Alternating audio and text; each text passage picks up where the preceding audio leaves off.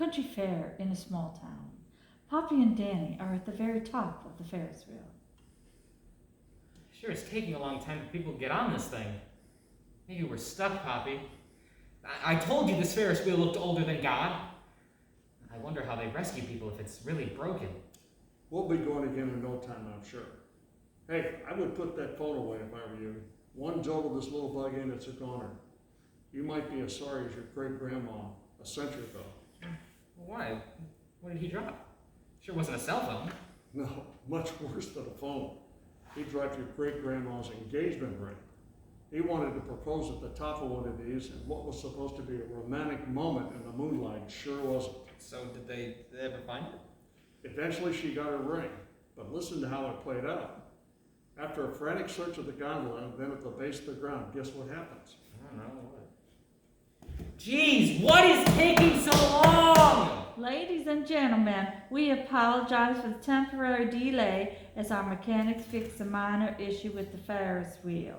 Please remain calm and enjoy the splendid summer evening. Oh, great, we're stuck up here and my phone's almost dead. Well, that may be, but I'm not. Although one day I will be, and unlike that little iPhone of yours, you won't be able to plug me in for a recharge. Poppy, don't say stuff like that. Hey, how about you put the phone away and let's talk? Besides, it's gorgeous up here. I feel like I could touch that moon. Let's enjoy the present moment. Yeah, but the present moment sucks. I'm stuck on top of a Ferris wheel and my phone is dying. Okay, go on back to the story. How did Great-Grandpa manage to drop the engagement ring? Trying to put it on great-grandma's finger while perched atop the Ferris wheel. Just like we're in right now. A tiny jostle of this gondola, the ring missed her finger and slid off her lap and disappeared. Wait, they call this thing we're riding in a gondola? I thought those were the boats in that old city in Italy. You mean a Venice? Yes, but it's also the name for what we're riding in. Okay, so where was I? Oh yes, when Gigi, that's what everyone called your great-grandma, by the way. When Gigi and great-grandpa came back around to the ground, a carnival worker helped them search first the gondola and then the sandy dirt below the rut. No ring, so poor... Come on, Buggy, let's get going! Sorry, so what happened then? So poor Gigi was so distraught, she plopped down on the sandy ground and cried like a child. But great-grandpa consoled her and promised at daybreak to sift through every square inch of the sand at the base. If unsuccessful, he secretly knew he'd buy another one. Well, did they ever find it? Well, here's the part of that story. They left the fair and went back to the boarding house where she lived. Boarding house? Was she a student or something?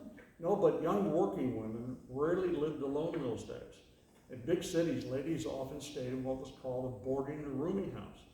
Remind me later to tell you an amusing story about Gigi and that rooming house.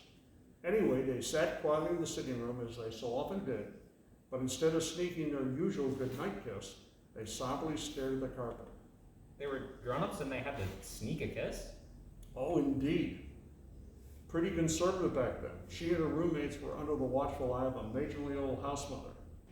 They were allowed a few minutes after a date in the sitting room, and it was for just that, sitting. Surely not a place to forget a kiss, sing, or dance. So, okay, so where was I? They were staring at the carpet. Oh yes.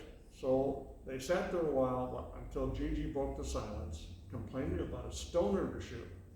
Slowly she reached down to the insole to remove the source of discomfort. There was a stone, all right. It was a sparkling stone, a multifaceted diamond embedded in a platinum band. She squealed in delight. I bet that woke up the old house mother.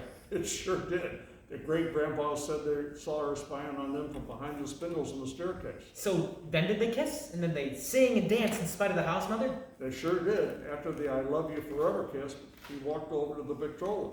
What's a Victrola? It's a large record player. It was a brand name once, but just like the term Kleenex, it became generic. They called every brand of record player Victrola back then. So as I was saying, your great-grandpa went to the Victrola, put on their favorite song, pushed open the French doors, and pulled Gigi out on the terrace to dance under the moonlight. Sounds more romantic than being on a Ferris wheel anyway. I agree. And when the record ended, he went right on singing the song to her again. So that's where you got that. I guess you mean my love for singing? Anyway, He sang that, what they called their song, sweet song about being engaged under a silvery moon, which is just what happened. Gigi heard that song that night, again at their wedding, and probably many other times too. At least that's how the story goes. Remember, I wasn't there. How do you remember all that, Poppy? By careful listening, Danny. And I come from a long line of musicians and storytellers, you know. Well, do you know their song? Surely, probably all of it. I think it's the one verse that repeats. By the light of the silvery moon, I want a spoon with my honey I'll croon love's tune. Croon, spoon. No, Alexa won't know that song. I'll bet she does. At least the Mitch Miller version. You can check when you get home. Did you and Grandma have a moon song? Yep, we sure did. Moon Dance by Van Morrison. I wonder if Mom and Dad have a favorite moon song. I happen to know that they do.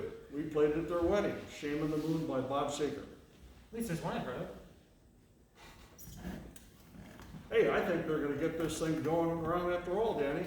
Darn, I like it up here. I don't feel stuck at all anymore.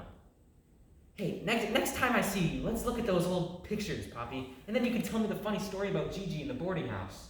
Sure. By the way, Danny, I never did really feel stuck up here, and you know why?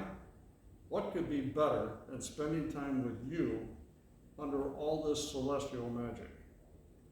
Just look at those glittering stars and that bright crescent moon.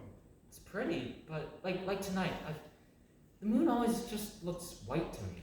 I've seen a yellow moon before, but does a moon ever really look silvery, Poppy? When you're in love, it does, Danny. I wonder if I'll ever be able to tell stories like you, Poppy.